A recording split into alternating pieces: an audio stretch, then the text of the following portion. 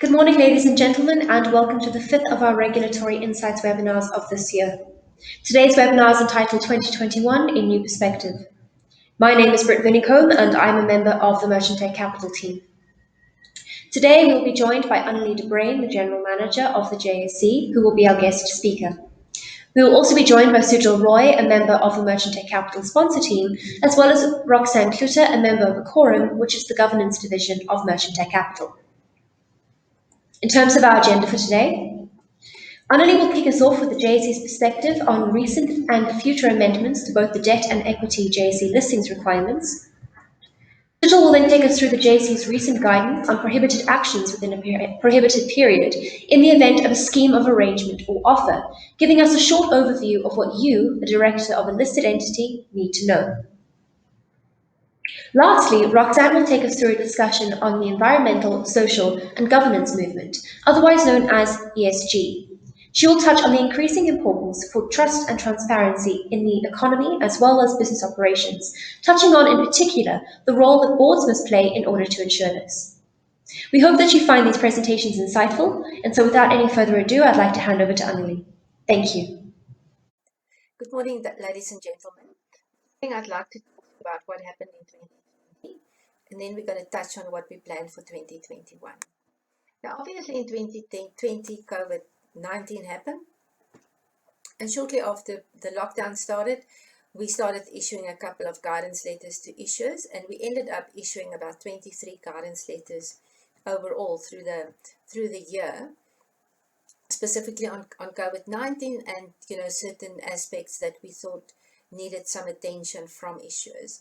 The very first one that we issued was a guidance letter on price-sensitive information, just reminding issuers that the COVID-19 could have an impact on the business, and that issuers should, if there is any price-sensitive information that needs to go out in the market, that they should get that out as soon as possible. Then we also published a guidance letter on the publication of financial information, because we managed to negotiate an additional 2 months with the FSCA for financial year ends up to the end of July. So there were a couple of guidance letters on those. Then there was a guidance letter on additional disclosures in your annual report as well as circulars. And those 2 guidance letters are still applicable today, because obviously, COVID is still around. And you must keep in mind that COVID could have an impact on the business, not only on the past, but also in the future. So keep that in mind, those 2 guidance letters. Then there was a guidance letter on the implementation of the FD and CEO sign-off, which we gave a little bit of an extension on. And then there was a guidance letter on the capital raising mechanisms that's available in the listing requirements. And the reason for that guidance letter was just to remind issuers that we've got these mechanisms in the listing requirements for issuers to use to be able to raise capital. Then in terms of the debt listing requirements, we published additional requirements for the sustainability segment. We took the green bond segment and we renamed it sustainability segment to include the possibility of listing social bonds. So that segment now makes provision for green bonds and social bonds.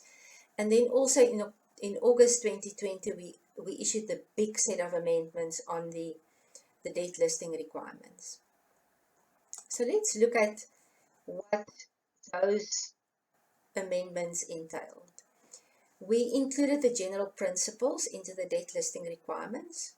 We've included additional requirements for directors, officers, employees, and agents to now also comply with the debt listing requirements. And there was a very specific reason for that, because we've got additional, requirements for directors, for instance, to publish their dealings, etc. Then debt issuers must appoint an independent debt sponsor. In the past, we didn't require independence from the debt sponsor. We do now require independent debt sponsor. And there's an additional responsibility on the debt sponsor to make sure that the directors understand their responsibility in terms of the listing requirements. Then there's also additional disclosures of material risk factors in your program, as well as the placing document must make provision for debt instruments. And there's specific requirements on that that's included in the continuing obligations section, but we'll get to that a little bit later. Then if we look at the continuing obligations, most of the changes was in the continuing obligations section, and obviously we've got that whole new section on corporate governance. If we focus a little bit on continuing obligations, we now require issuers to inform the JSE if they've restated their financial information. And we've also included specific requirements around confidential information and how issuers should deal with confidential information. There's specific requirements for repurchase of debt instruments. There's a timeline, specific timeline, if issuers wants to make a general offer to note holders. And then there's also a requirement to publish an announcement if the issuer has repurchased more than 10% of the debt securities. Then any changes to directors, company secretary, or debt officer must be announced, and the JSE must be informed. And then directors' dealings in securities, not debt securities, all securities must be announced. Very important, it's all securities. Then in terms of the corporate governance section, I'm just going to highlight a couple. Issuers must have a debt officer, and they must have a financial director.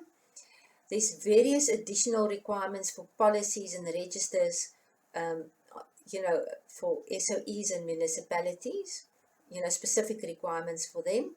And then there's additional responsibilities on the audit committee, but also additional requirements for the audit committee, the content of the audit committee.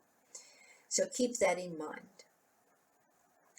Then what do we plan for 2021? We are looking at making provision for additional types of instruments in the sustainability segment in the debt listing requirements, specifically looking at sustainability linked bonds as well as transition bonds. We're going to look at a set of amendments to the equity requirements, but giving clarity on certain requirements and refining others, not big changes to the equity requirements. And in the specialist security section, we're looking at specific requirements for actively managed funds and actively managed certificates. And that is all from my side. Thank you very much.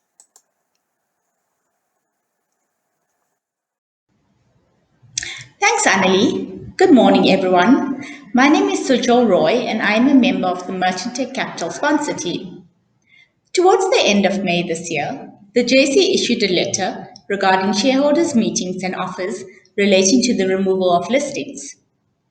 Essentially, the letter stated that in the event of a request for a removal of listing that requires shareholder approval, neither the meeting nor the offer period thereafter may occur in a prohibited period. In this brief presentation, I am going to explain the reasoning behind this letter.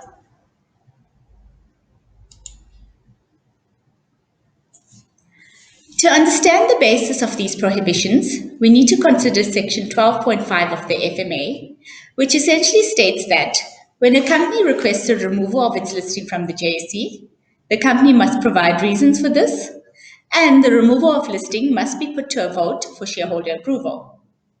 The FMA also requires that the JSE considers the interests of minority shareholders.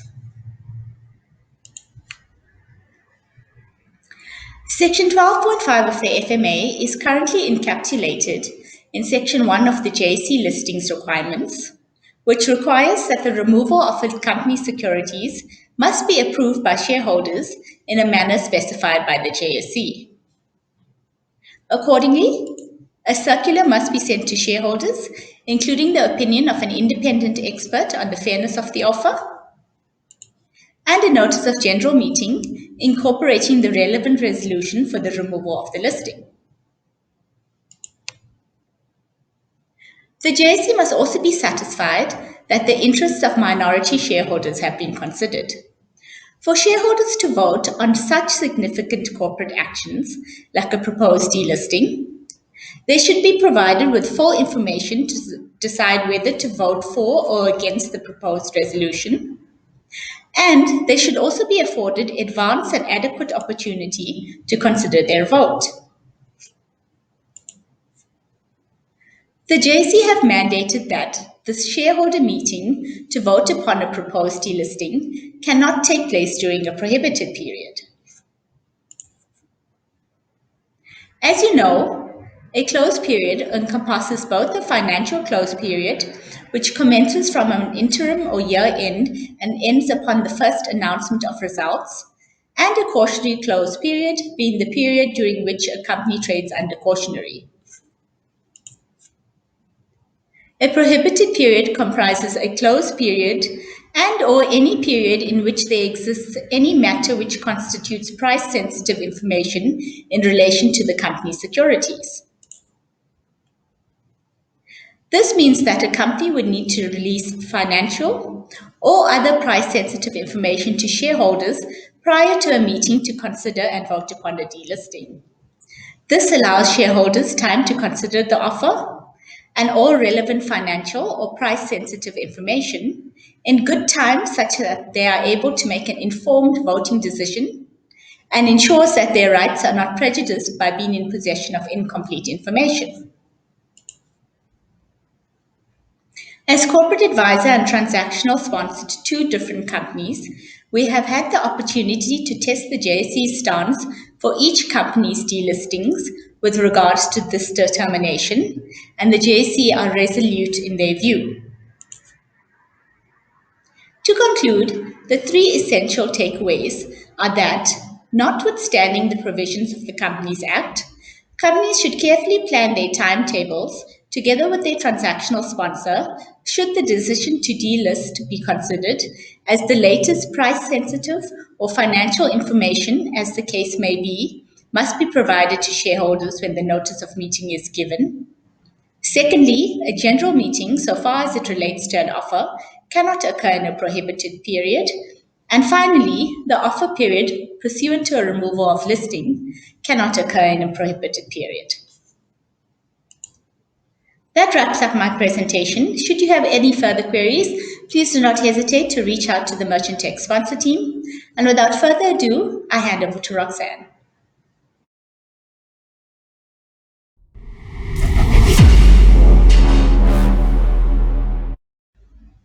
Thank you, Sujal. Today I'll be discussing ESG from a governance perspective.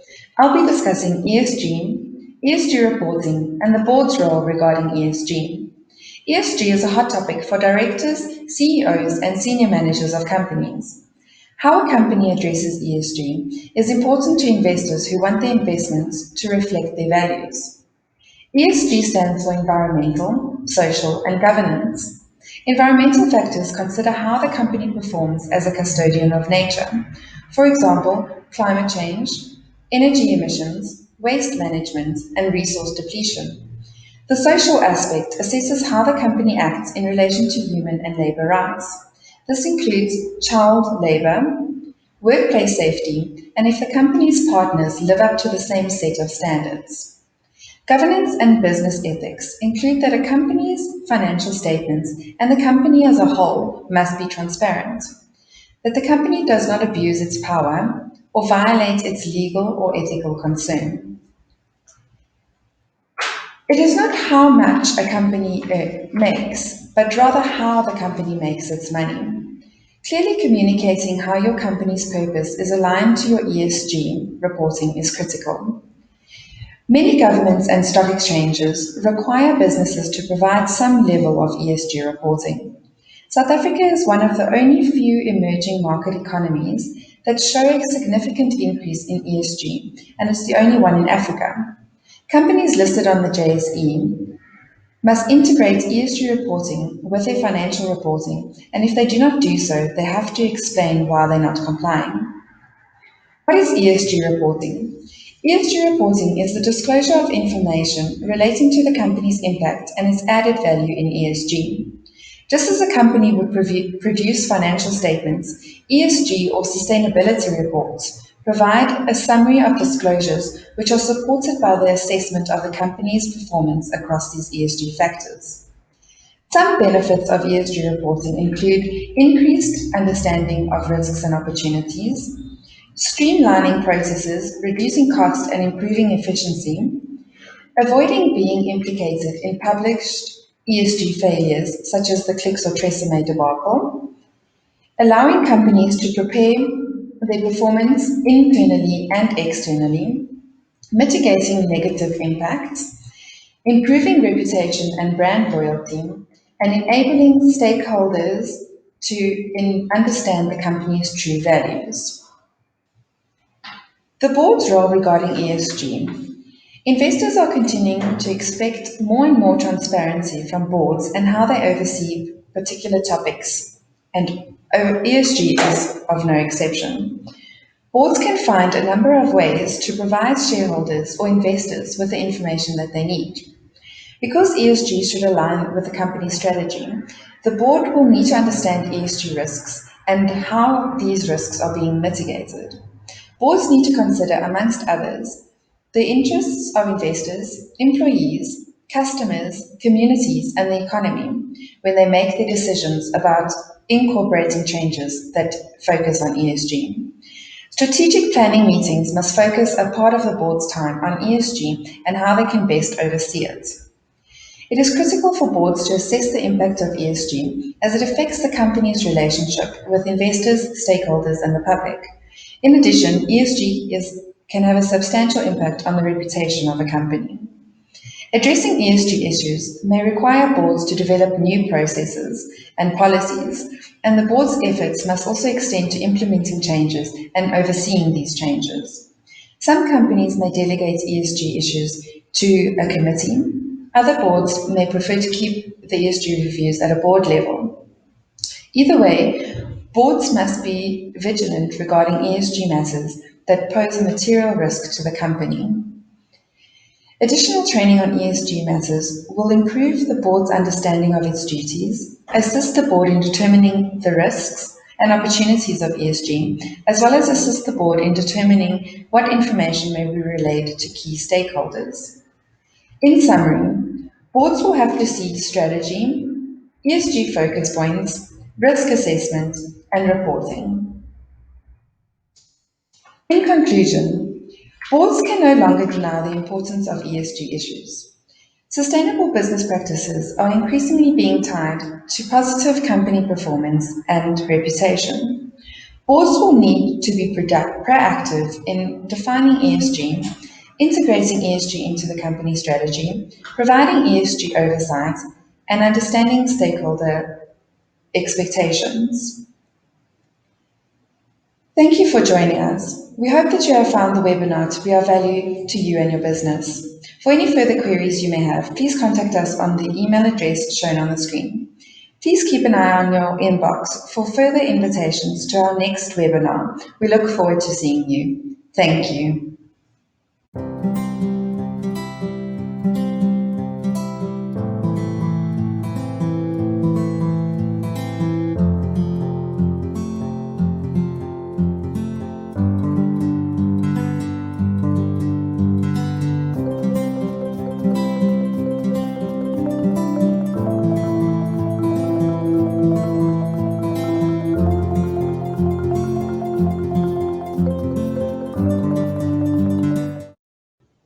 Thank you, Roxanne, and also a big thank you to both Annalie and Sujal. Ladies and gentlemen, that concludes our webinar for this morning. Thank you so much for attending, and we hope that you found the presentations informative. If you have any questions, please feel free to contact our team and we'll be sure to engage with you further. Please keep an eye on your inbox for further invitations to our future webinars. Otherwise, have a wonderful day further.